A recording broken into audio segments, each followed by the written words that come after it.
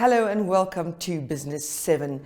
This week we're taking a journey to Belgium to bring you the news of the recent business forum between Namibia and the European Union. As always, we will also bring you up to speed with the latest business developments in Africa. Hope you enjoy it. Connection. It's in the human touch, the feeling of belonging. It inspires us and empowers us, creates clarity from complexity. It starts new conversations, unlocks the power of advice, and makes an impact on your life.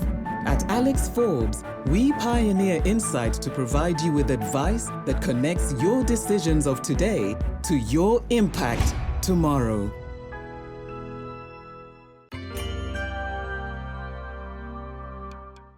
Let's step away from home for a moment and take a look at the business stories which made headlines in Africa in the past week. This report is compiled by Reuters. Here's what's been making the business headlines in sub-Saharan Africa this week. US President Joe Biden wants to improve a US-Africa trade pact, not just renew it without changes. His Secretary of State Antony Blinken told a Johannesburg Trade Summit on Friday. African countries are pushing for a 10-year extension of the African Growth and Opportunities Act, or AGOA, which is due to expire in September 2025 and provides duty-free access to the US market. Staying with AGOA for the moment, Biden has also announced that he plans to exclude Gabon, Niger, Uganda and the Central African Republic from the trade program. That's because, he said, of gross violations of internationally recognized human rights by CAR and Uganda, and a failure to establish or make progress towards political pluralism in Niger and Gabon.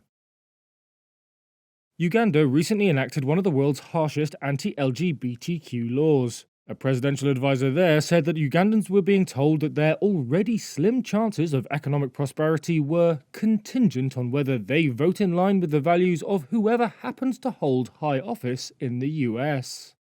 Fitch has downgraded Ethiopia's foreign currency debt deeper into junk territory, to CC from CCC-, indicating an imminent risk of default. Africa's second most populous country has been struggling with its debt, $28.2 billion at the end of March according to government figures, following a punishing 2-year civil war. The interim CEO of South Africa's Eskom said on Tuesday that a net loss of $1.24 billion is likely for the year ending March 2024. However, the struggling state power utility, which has reported losses for 6 straight years, also forecast a significant narrowing of losses for the year after.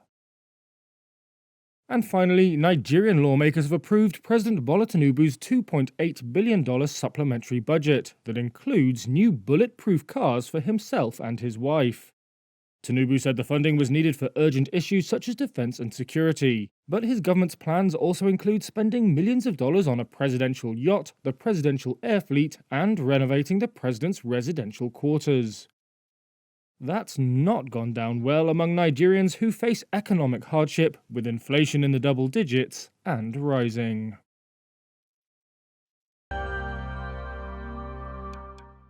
Namibia recently showcased its investment potential in a business forum held in Brussels in Belgium, and it was hosted by the Namibia Investment Promotion and Development Board.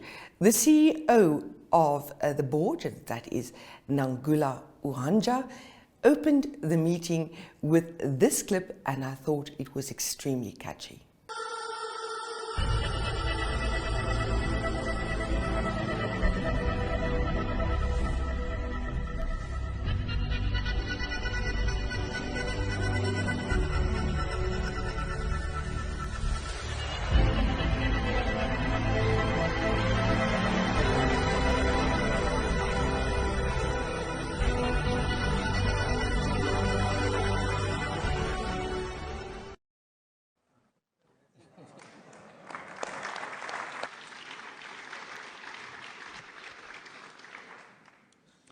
Welcome to Namibia in Brussels.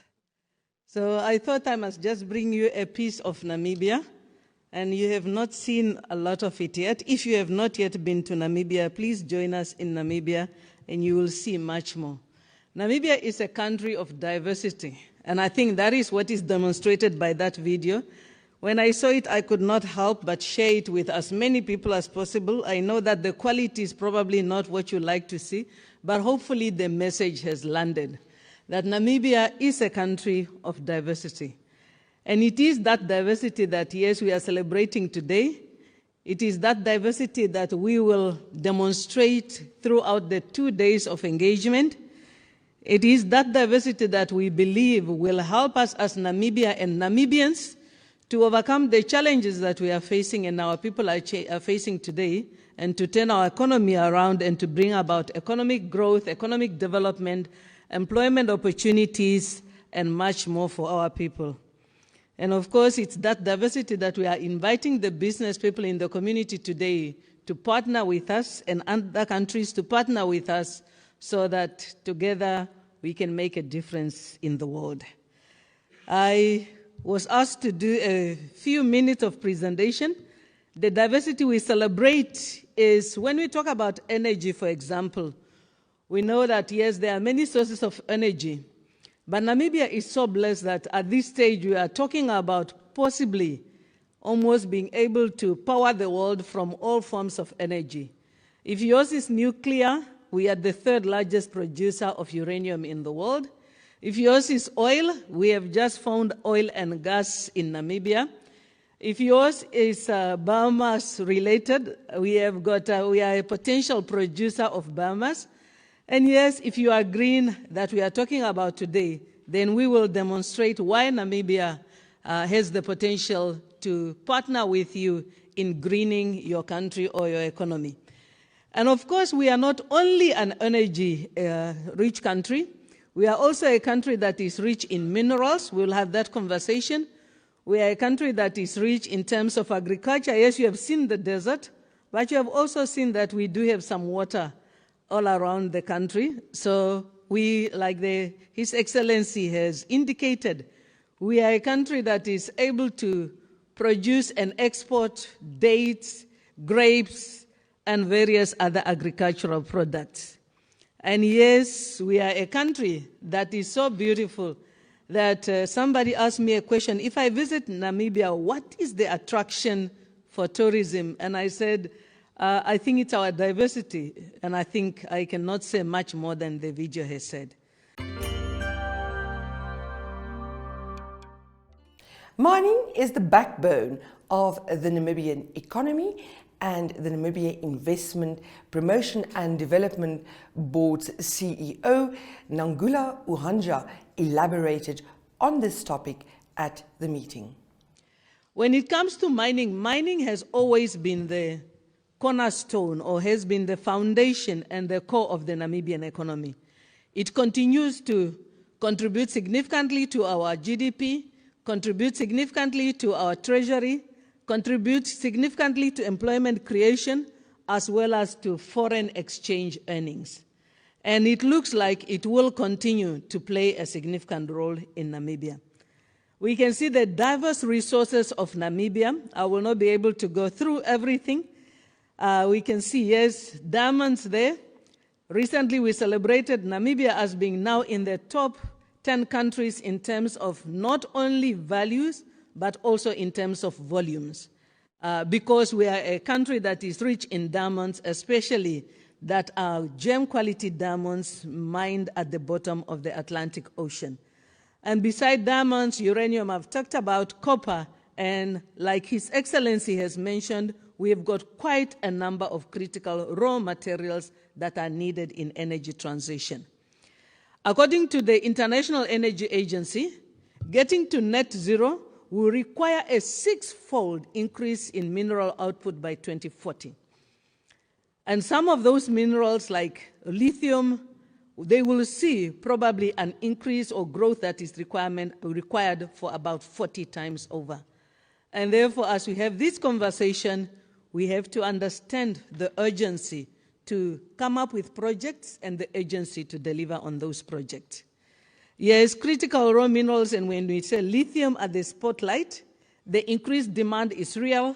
Gigafactories are being thought about everywhere, and therefore we will need to come up with significant and substantial supply.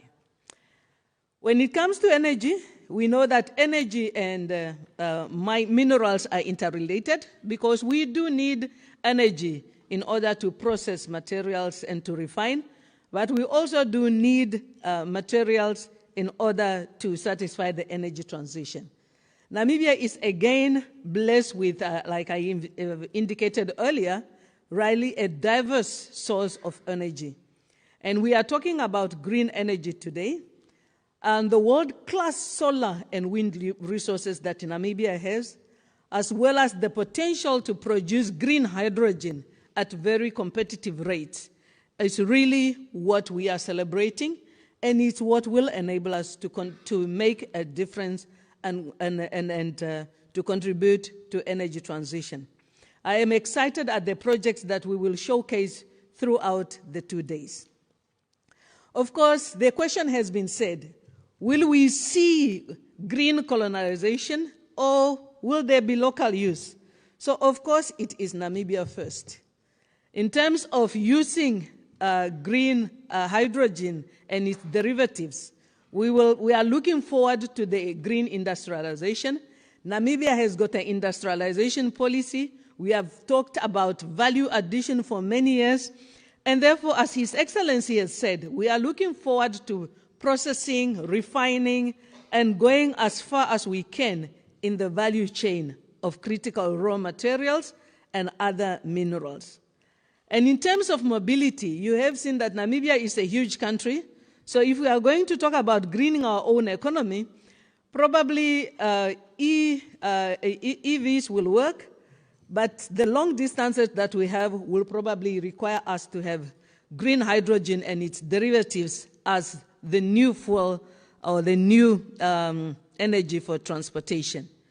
And then agriculture, we're talking about fertilizer, excess water, and various other components that will help us to fuel our agricultural sector. Electrification, yes, in Namibia, we have got low level of electrification, and we will definitely see benefit coming from green hydrogen projects from excess electricity. And then brine will help us to diversify further into various sectors.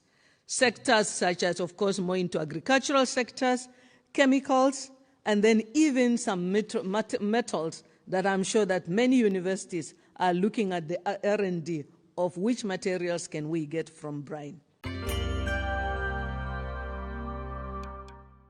We remain at the Namibia-EU business session in Belgium, where the CEO of the Namibia Investment Promotion and Development Board, that is Nangula Uhanja, elaborated on the various projects currently underway in the country. But a project called Green Iron, that really high iron from green iron steel. And this project has already come up with their prototype. It was launched, and they are busy going to have their launch or groundbreaking ceremony in Namibia in November. And we will see the first project in Namibia that will be producing green iron. Then we talk about agriculture, and we are already working with Daures Green Hydrogen, a small village that is really trying to use energy to become green as a whole village. And then we have heard that on the 28th of September, we have launched or had a groundbreaking ceremony for Cleanergy, which is a consortium between one of our local companies, ONL, and CMB Tech. And they are talking about building the first green hydrogen refueling station. So we have got projects that have groundbreaking, projects that are starting to work, and we see many others that are having a number of conversations. And then, of course, if we talk about energy poverty, it's our contribution to the region. We already have the SAPP, and we will see Namibia saying, how can we contribute to the SAPP? And beyond SADC to Africa and the rest of the world. Our president always says no one should feel left out. So please, Europe, you are not left out. You are part of this strategy. So we will definitely look forward to exporting green hydrogen, green ammonia, various derivatives to Europe, to Japan, to Korea. Those are specifically countries that we have partnered with, and therefore we believe that there is a lot in Namibia to share. And if you are a company here, you will be in good company. Those are the companies that are already working on the ground, and there are projects on the ground, either groundbreaking or prototyping or something, whether it is in green hydrogen, whether it is in critical raw materials.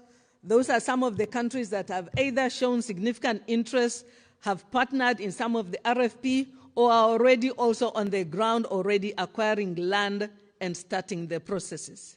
Every day, you make choices that make you legendary. Journey together with us on the path to securing your legacy as a member of the League of Legends. With the Select Platinum Bundle Fee Premium Bank offering, you will access tools that will enable you to thrive. If you earn 850,000 Namibian dollars per annum or more, you can apply for this offering today via bankvinted.com.na for only 447 Namibian dollars per month. Bank Vinted, a member of Capricorn Group.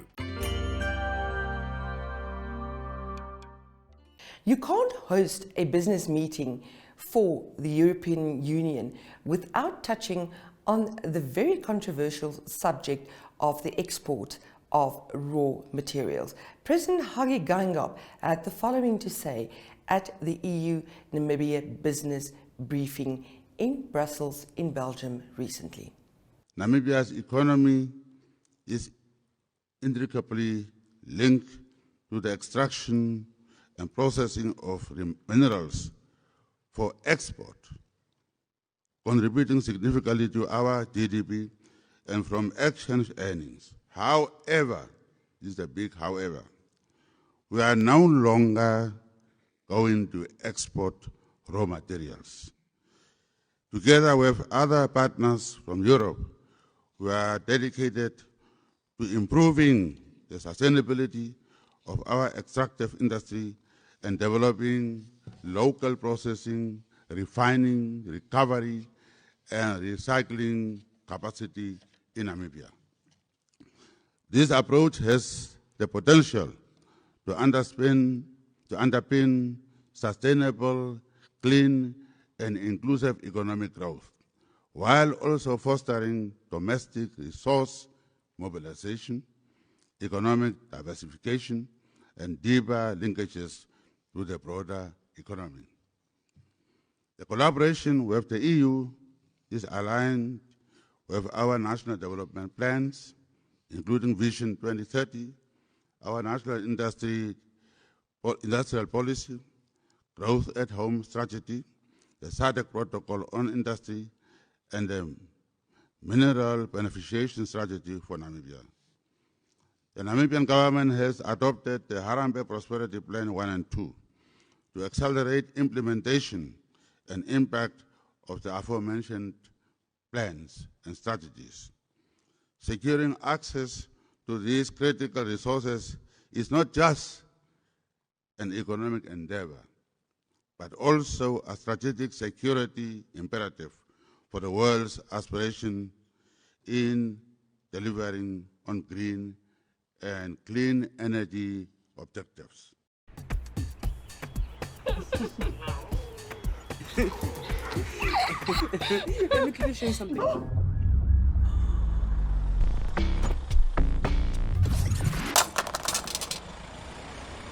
Don't worry.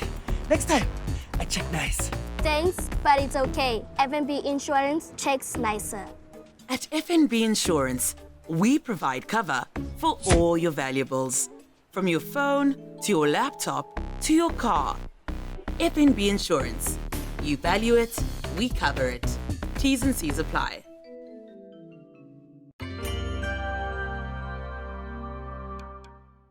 Trade relations between Africa and the United States recently came under the spotlight again with the AGOA meeting in Johannesburg. Reuters filed this report. At a garment factory in Kenya's capital Nairobi, the future of a US-Africa trade deal is on Nora Nasimiyu's mind. She's worked here stitching Levi's jeans, largely for US customers, for 13 years. It's how she's put 6 children through school and university. But she fears an uncertain future if the African Growth and Opportunity Act, or AGOA, is not renewed. So we are praying that they extend. If they extend, it is going to be a very big advantage to us, Kenyans at large. AGOA provides qualifying African countries with duty-free access to the world's biggest consumer market. Nasimiu's employer, Pankaj Bedi, chairman of United Aryan EPZ, said 99% of their garments go to the US. Once AGOA is gone, all the buyers are gone, all the productions are gone. So similarly, if AGOA is not there, it would be not sustainable for us to survive here. So AGOA is supreme. So all 4 pillars of the business are based on AGOA only. The program is due to expire in September 2025. But concern over its future is why African countries have been pushing for an early 10-year extension without changes. That's needed, they say, to reassure businesses and investors. Here's South African President Cyril Ramaphosa speaking at the summit on Friday. United States and us, we are here for the long haul. So let us make AGOA a long haul opportunity for all of us. AGOA, which saw over $10 billion of African exports enter the US market duty-free last year, does enjoy long-standing bipartisan support from US lawmakers. They see it as critical in countering Chinese influence on the continent. However, there are divisions over the need for updates. A recent push in the Senate is aiming to pass a quick renewal deal. President Joe Biden has said he fully supports reauthorization. But his Secretary of State Antony Blinken said on Friday that Biden also wants to make it even better. African governments and US industry associations, however, worry that attempts to radically alter AGOA risk bogging it down in a Congress that is already struggling to pass even the most critical legislation.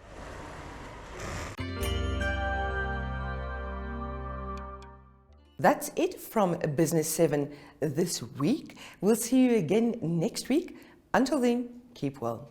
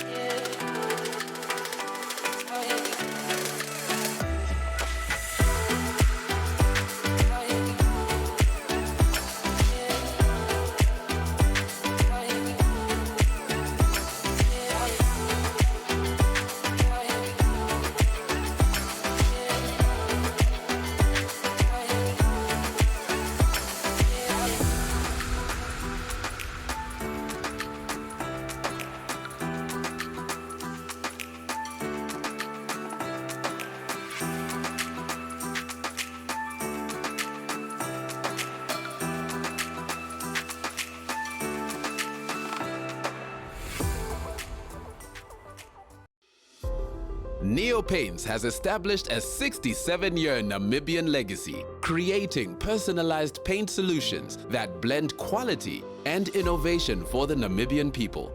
We pride ourselves in being a 100% Namibian-owned company, investing in our country and our people by employing and empowering true Namibians. With every brushstroke, Neopaints commits to our quality guarantee and always delivering a coat of excellence. At Neopaints, we always stay true to our country. We are as Namibian as you.